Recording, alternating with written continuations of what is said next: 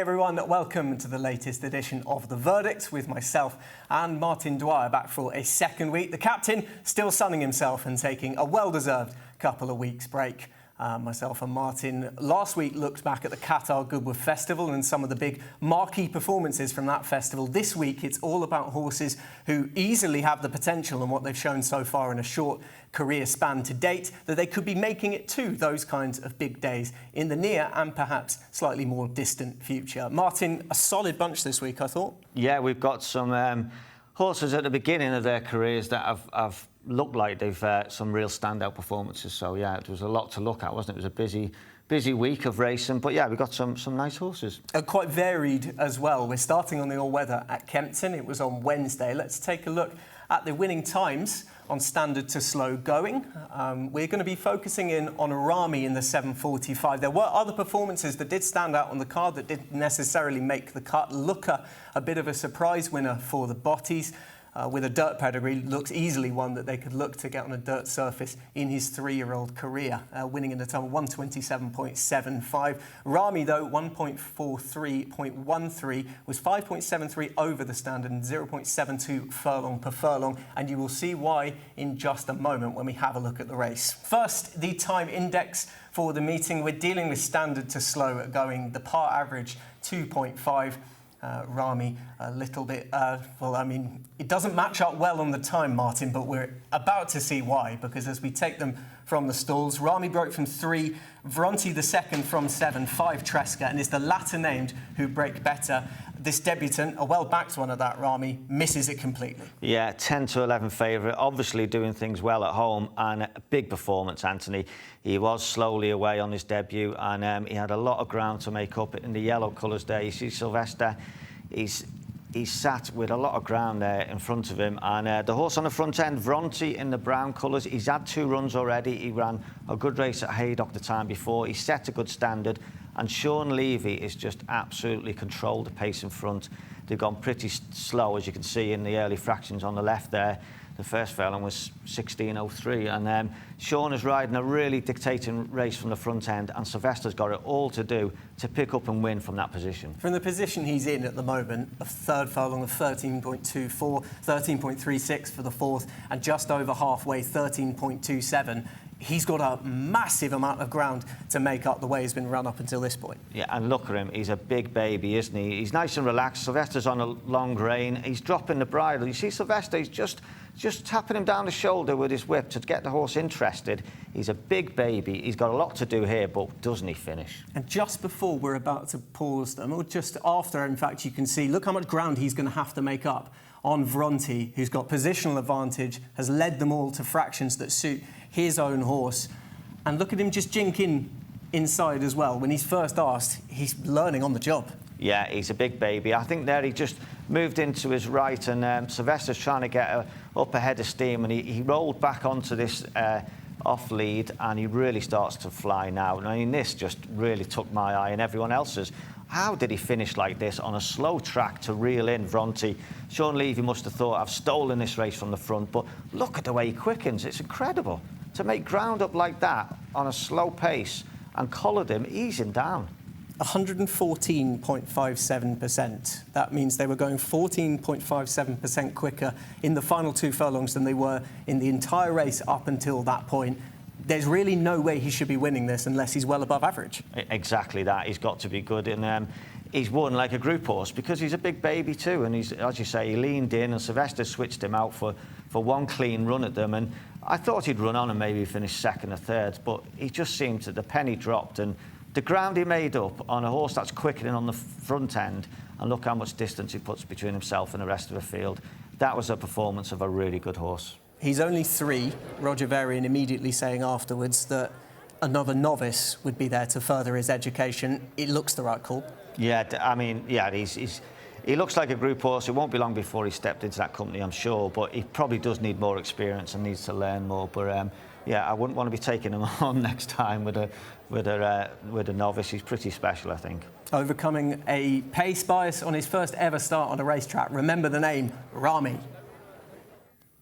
Well, season by season, it feels like Aidan O'Brien has had any number of juveniles lay down a marker to improve on in their 3-year-old careers. And I think we found another one, yet another one. This one was Montreal. He was taking in his second start in the opener at Leopardstown on the 7th of August. That was Thursday. He won it in 1:42.50, which is 2.40 above the standard. And given the way the race was run, that's a comparatively quick enough time. There was only one race that went under the standard at Leopardstown on Thursday evening. That was Johan, a really likeable gelding, who won his Group 3 in 1:39.67. That was the only time to dip under standard, 0.43.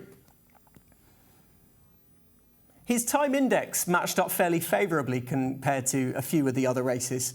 A little bit later on, the 1.5 mile race was at 3.0 and 4.6 for the mile 7 race. Not too much of a surprise given the way that they were run.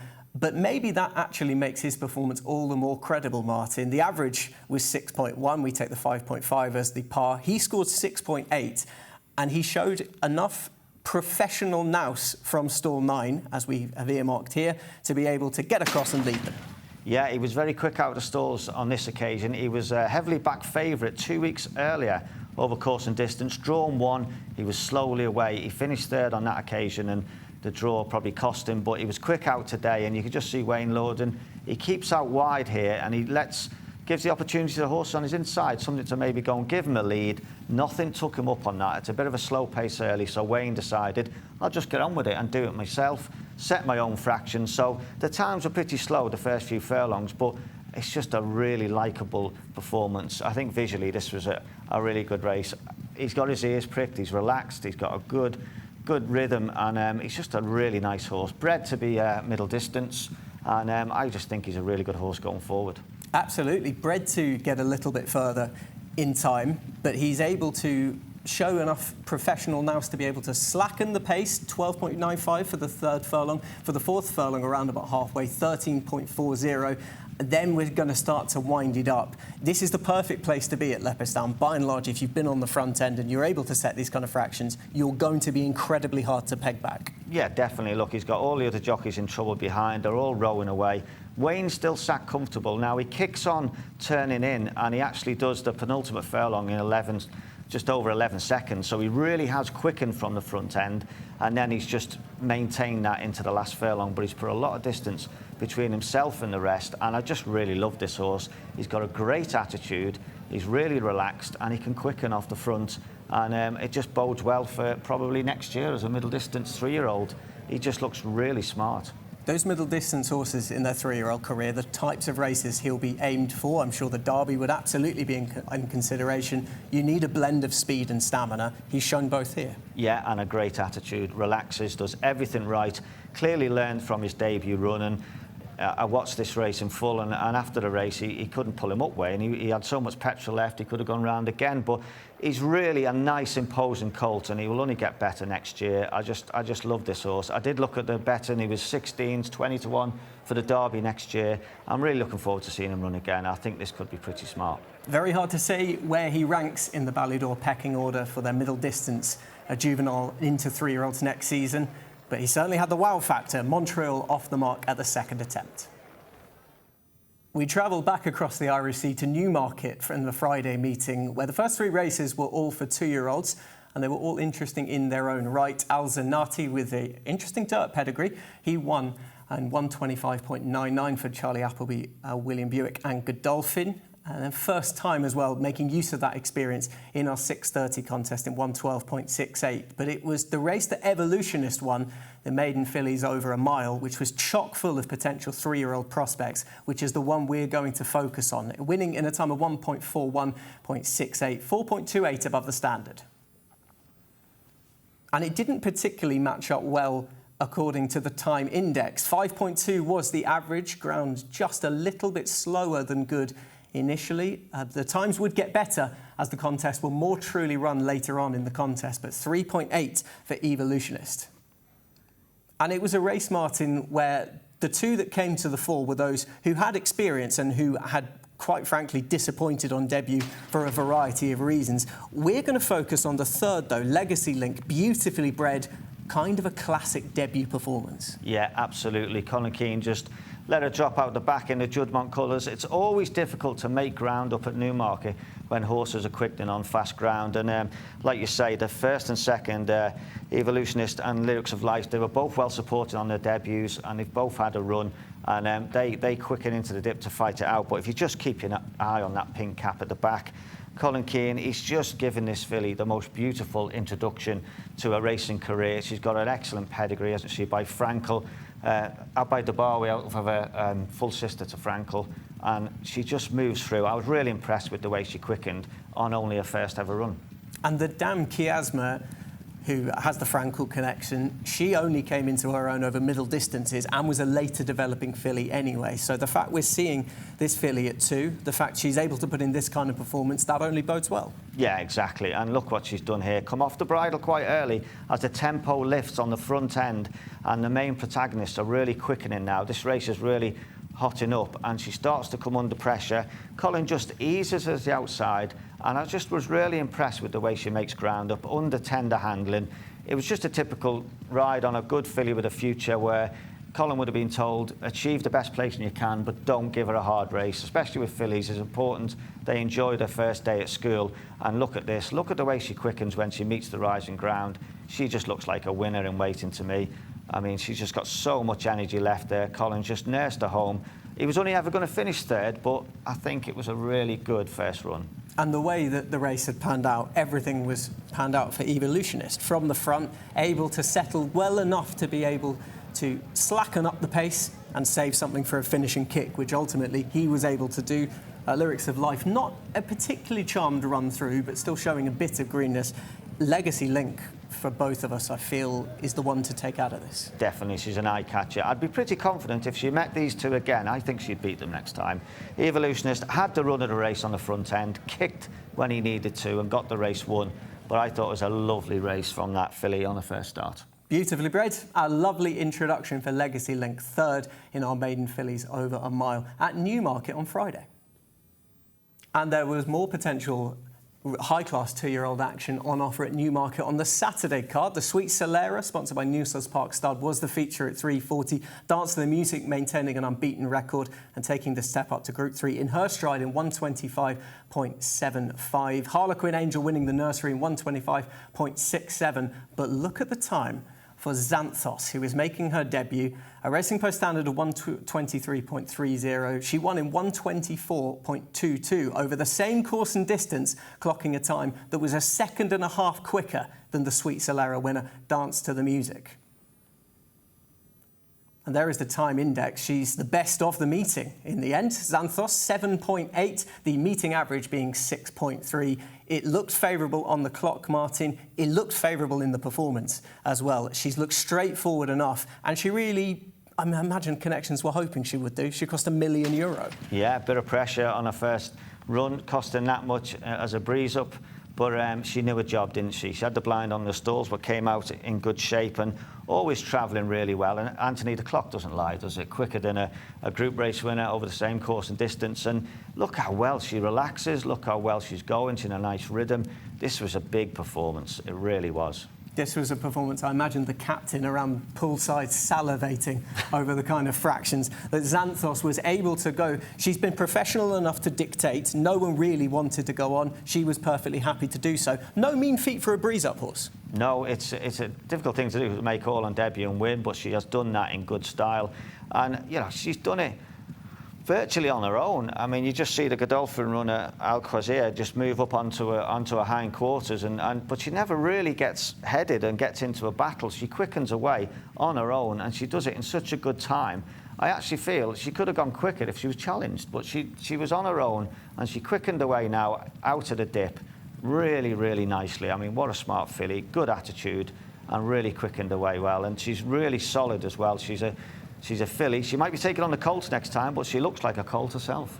Yeah, Simon Crisford saying in the aftermath that the Solario Stakes is a potential next best option. Wouldn't want to wait necessarily for a Rockfell later in the season, which, as a filly, you would have thought maybe made a little bit more sense. But ultimately, if she's good enough to take the colts on at this stage, why not have a crack? As he reminded me, oh so sharp did the double.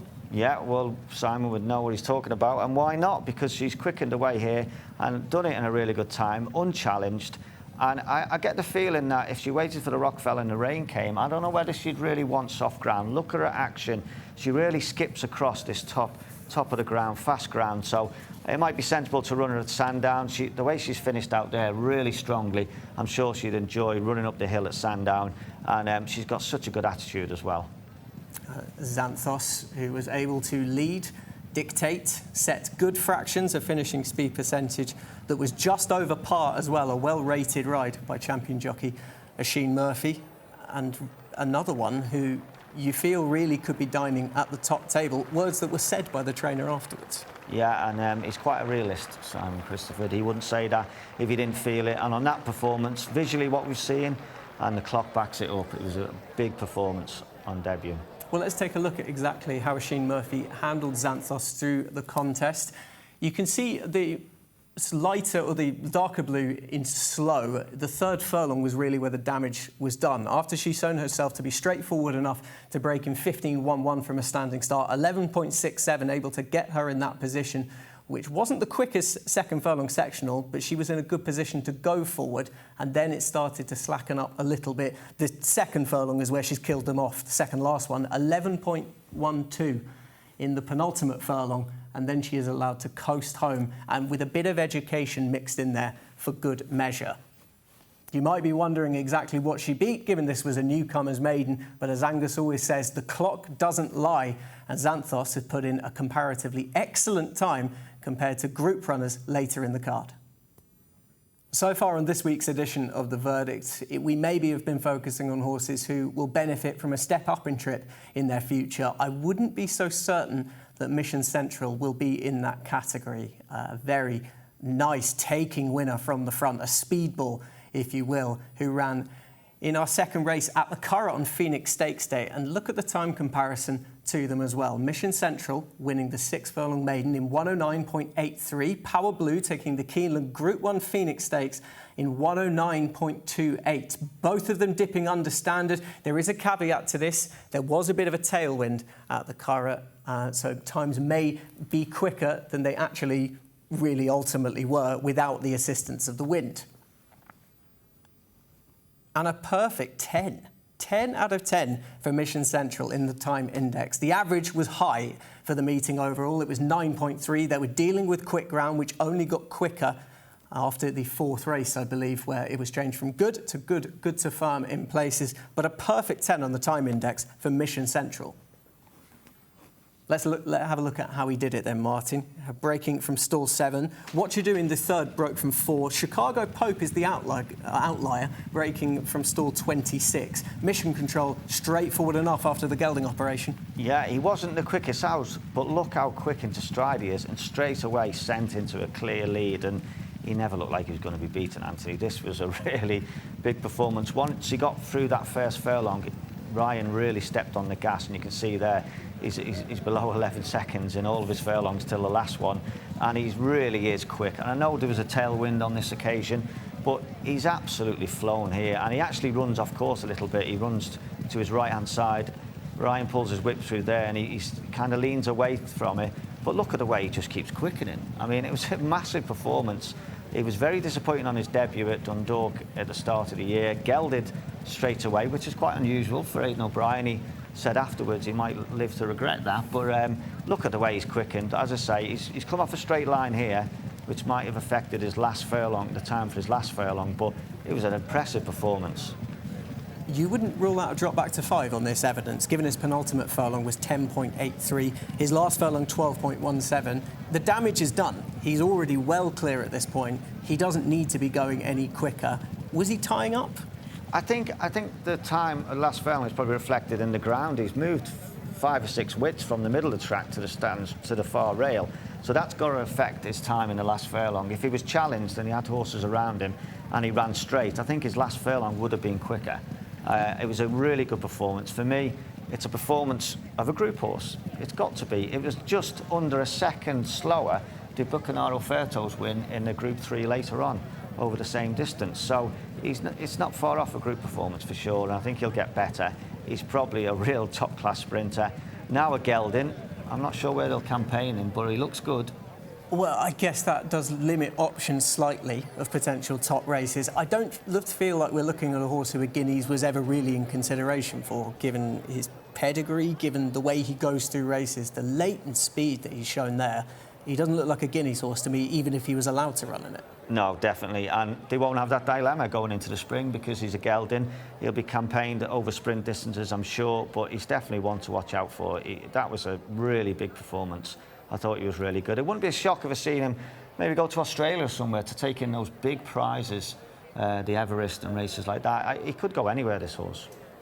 Ballydoyle and Coolmore, the middle distance division is numero uno, really. That's where you would like to excel. They've had lovely sprinters in the past, we don't forget them lightly, but they've maybe been lacking in this division in the last few years. He could well be a potent addition to those ranks. Yeah, it's a fair point. I mean, the sprinting division over the whole, we haven't seen a star for quite some time, and it seems like they all take turns beating each other, but this fella, who knows, he could be anything in the years to come.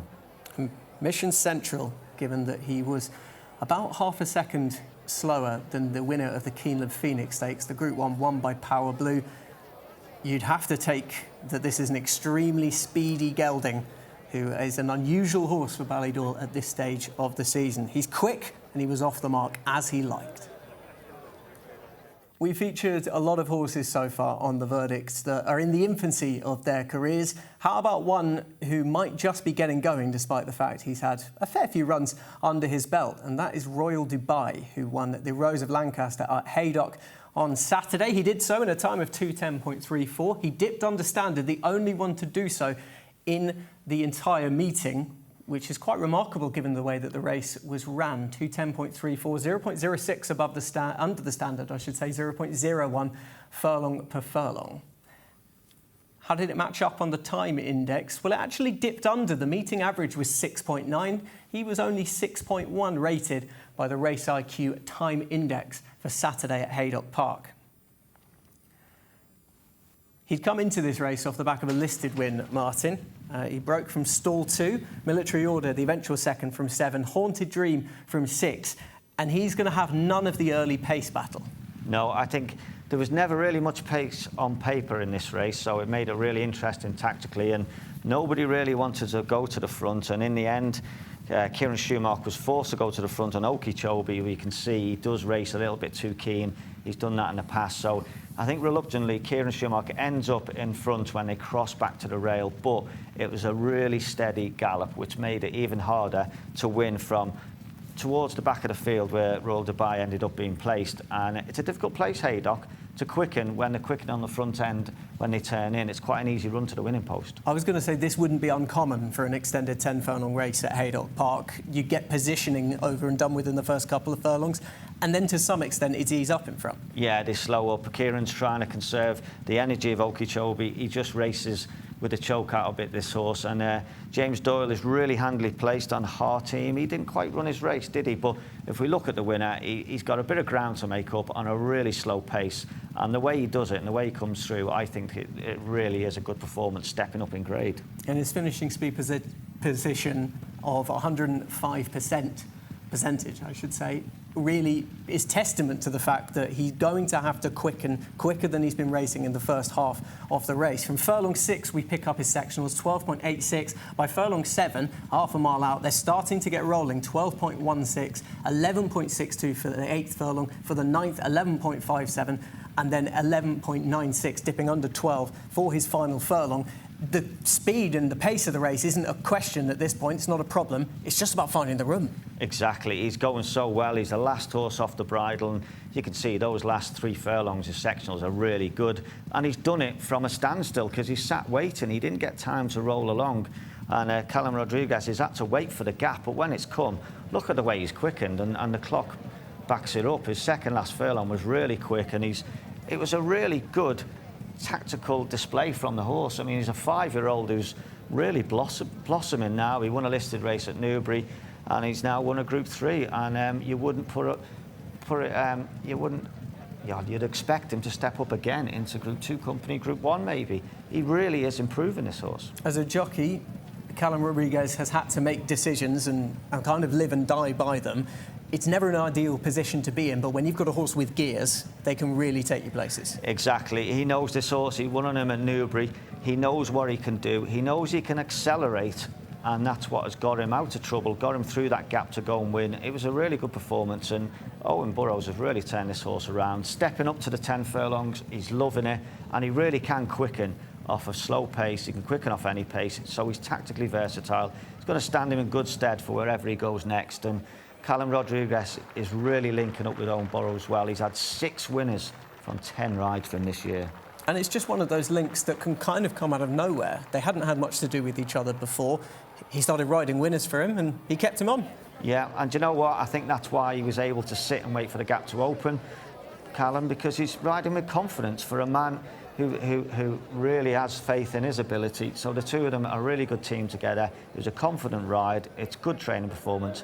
He's a horse going places as a 5-year-old. And given his Middle Eastern connection, those places might well be in the Middle East. The Bahrain International Trophy mooted by the trainer afterwards as a potential port of call. He certainly showed the tactical pace to suggest he could enjoy that kind of 10-furlong test. So we've seen some nice horses this week on The Verdict. We always aim for that. We always strive for it. But I think out of those 6, we're going to be seeing a fair few potential future winners. Yeah, hopefully. There was, some good performances. I don't know whether I'm a bit old-fashioned, but I'm looking forward to Montreal. I think he's a real top-level middle-distance horse. Heading for that race that you won? Hopefully. OK. That race would be the Derby. If you could take one of them home, would it be Montreal? Yeah, I think it would. Yeah. Tough call. Yeah. More than a few nice horses. Yeah, there. I like middle-distance stayers. It's, I'd take Montreal home. I'd take Royal Dubai home and travel him internationally, like it sounds like Connections are going to do. Thank you very much for joining us for this week's edition of The Verdict. The captain back behind the hoist next week.